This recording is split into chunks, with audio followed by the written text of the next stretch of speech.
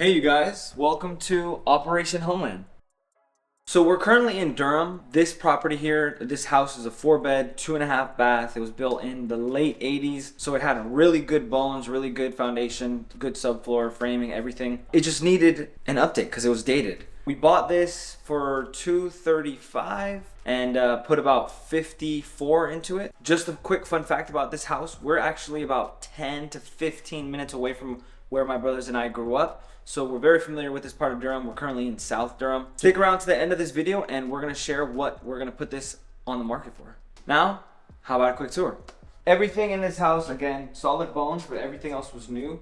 I honestly don't remember what this looked like before. It's so crazy.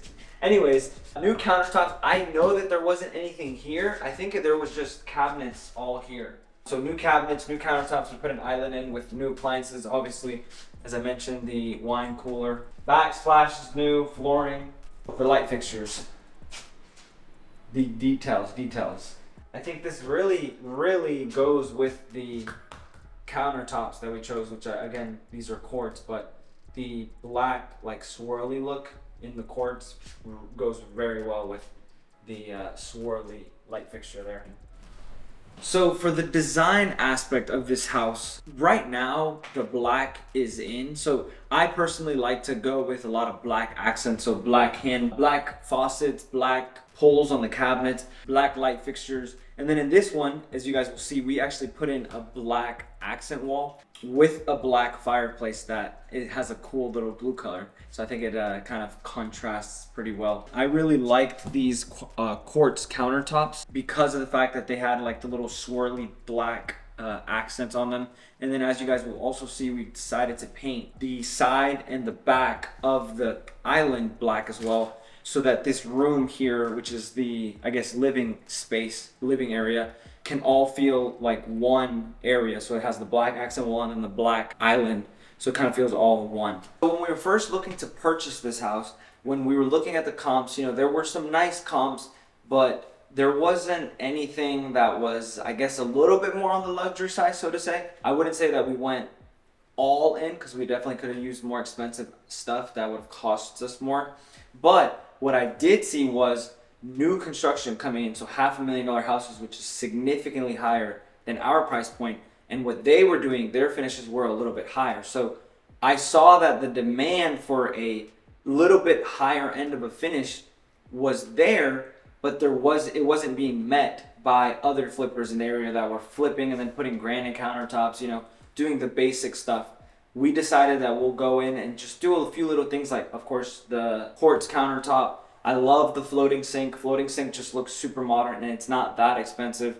The light fixtures, the appliances, the wine cooler, which I think is a very awesome look for a house, just to give it that extra. I mean, this wine cooler is $600. For $600, it just makes it look a little bit more luxurious. As far as project management and just trying to stay on top of the project, making sure timelines are being met, making sure budget is you're not overspending. I tend to try to come to the property at least once a week, but I'm usually here more often than that. And towards the end, when the property is pretty close to being wrapped up and almost ready to be put on the market, I'm here even more often so that I'm catching the little stuff that need to be done for the staging. That way the pictures don't get delayed, and that way we don't get delayed on listing. So just being here more often, one, you obviously learn a lot about construction and costs, what things are supposed to look like, what things look like when they're wrong. And then it also just helps you stay on top of everything.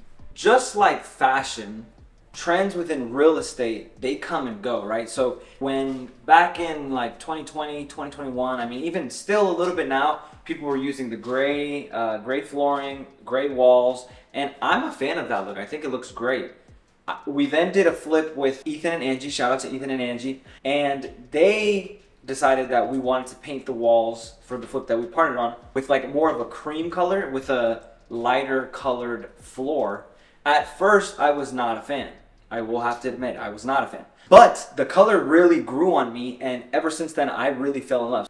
Accent walls are in. The black look, I think, is in. But now people are starting to trend again towards the gold. So now we might have to switch. And I kind of like the gold look. Maybe it just adds that little speck of different look But that's kind of what's trending now. Right now, obviously, open concept is a very big thing. This is obviously the living room, but since it has like vaulted ceilings, as you guys can see, we really decided to make this like a really cool like focal spot, if or focal room, if you want to call it that. So we put the accent wall here with the fireplace. So this was just a bare wall before we came in. As I mentioned, we did the accent wall and then we put the fireplace in because I thought that would be like a cool little accent for not too much money. So timeline wise, since there weren't any crazy items like foundation or like any structural repairs, joists, flooring repairs, anything crazy like subfloor, stuff like that, we anticipated this to take 30 to 45 days just because we knew that our contractor had a little bit more workload. It did. I think we're at closer to the 45-day mark. The fact that we had to replace the roof did push us back a little bit because when the roofers come, and I do like this, but it is a little bit inconvenient to be able to get work done inside. But basically, when our roofers come, they throw tarp down around the whole house and they'll just start throwing the trash there. So that way they can just kind of fold the tarp and then throw it in the dumper. But that obviously makes going in and out of the house very difficult. So that did put us back just a little bit, but it wasn't anything crazy. So for this one, regarding the budget, we walked this originally with our contractor and they gave us a bid. When we first walked it, the roof honestly did look fine. We saw that maybe it had, a little bit of life on it, but it didn't look bad. Once we started renovations, we realized that it was actually leaking. So, we could have repaired the leak, right? And it probably would have been fine, but we just said it'd probably just be best to just go ahead and just change the whole roof. So we did go over budget just a little bit. Other than that, we stuck pretty close to the budget, and I think the amount that we spent for the product that we got is very, very reasonable. When we first got the bid, it was $45,000 is what we had budgeted here without replacing the roof, and then the HVAC is newer. We had to replace the roof, so we were actually closer to low 50s after replacing the roof. So we did go over budget because of the roof. That was about $7,000. But we think that our end buyer will be happier since we did that. They won't have to worry about pretty much anything when they come and live here. Here, the windows were like a nice wood window. Obviously, they're not the newer windows, and they weren't like amazing, brand new, nice windows. But just painting over them simply and keeping them saved us probably like $7,000 to maybe even more dollars on this project. Now, if that was in the budget, if we got it low enough, I would have definitely changed the windows because it would have made it look even better. But I think if it's not as noticeable, I think you can pass and then try to focus on the things that are noticeable. Kitchen, bathroom, flooring, paint, things like that people walk in, or the curb appeal. Now, of course, windows can affect curb appeal, but it depends on how you portray the windows. If you make them look newer, you can get away with old windows and save yourself lots of money. Let's go check out the master bedroom. So, we've made it to the master. This is not my bed, but it's a stager's bed. As you guys can see, it's very simple. There's not anything crazy just besides flooring. It's really the staging that makes this look more of a bedroom than just an empty room, really. But my favorite part about this room, two things. One, it does have access to the back deck. If you guys want to come check it out. So you have the view of new construction. You have the view of new construction houses coming up, and then your backyard. So you have access from the living room and from the master bedroom. Besides staging, because obviously staging helps a lot, in order to make your property more marketable and just more appealing to end buyers, one, obviously, like I said, staging, then the pictures, but besides those things, is the, so to say, design, right? So in this one, we used floating vanities, which in the bathrooms, which you guys will see in a second. They're not that expensive. They cost us $600 each, but when you see it, it's floating, it's nice, it looks luxurious, it looks new, it looks modern, and that just sets you apart from people that are spending, they might also be spending $600 for a vanity, but it just doesn't look as good. Things like that, that's a lot of things that people don't really think about, but they do come into account when it comes to selling the house and selling it fast for more and for faster. And then second is the bathroom.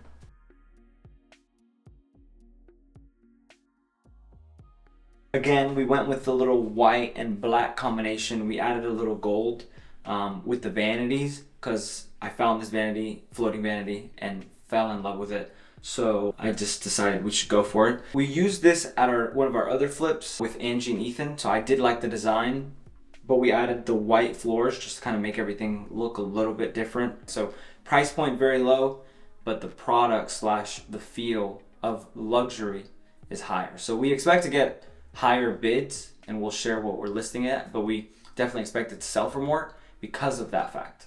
So coming on this side of the house, we have the other 2 bedrooms and the bathroom in the hallway.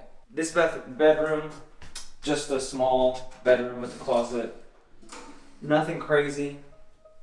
And then in here we have the hallway bathroom, which is shared by these 2 bedrooms. As you can see, I mean, again, just the tile, and then the floating vanity. Nothing crazy, not expensive, but it looks higher end, it looks good. And then lastly, we have this last bedroom, which again, nothing crazy, it's just a bedroom, flooring, paint, and then the closet. So walk in here, this is the laundry room, very small space, but adequate enough for a laundry room. And then walking through here is like the family room. So this is the final room of the house. The last room we decided to stage because it is a little bit weirder of a layout, walking in through the laundry room into this living room or family room, sorry. As you can see, I mean, big open space. We put the recessed lights in. It looks great.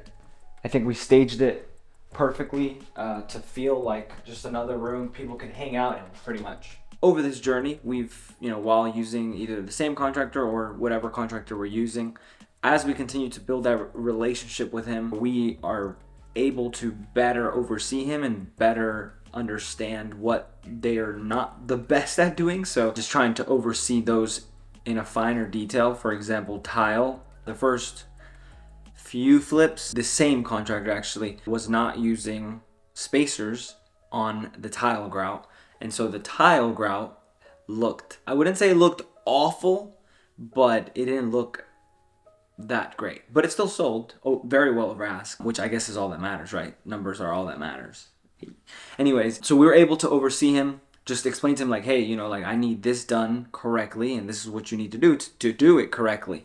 Because at the end of the day, you cannot beat price. Everything else can be learned, but price is very difficult to beat as far as him being very, very affordable. If I could have done this flip in particular a little bit different, I think I would have used a little bit more gold accents instead of the black. We're probably going to try that soon on another flip. So similar design, use the black and gold and white look. For example, in the kitchen, use gold handles instead of the black handles. Things like that, just give it a little bit more oomph.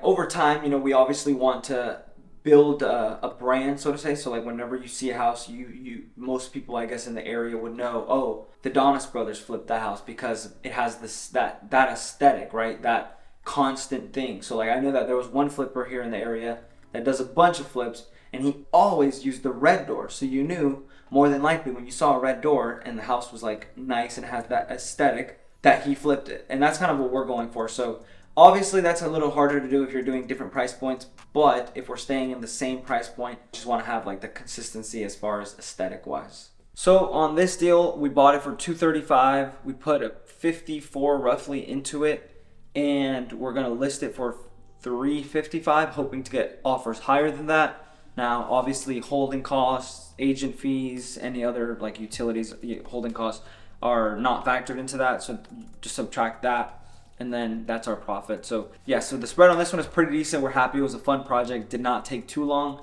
and I think our investors will be very happy on this one.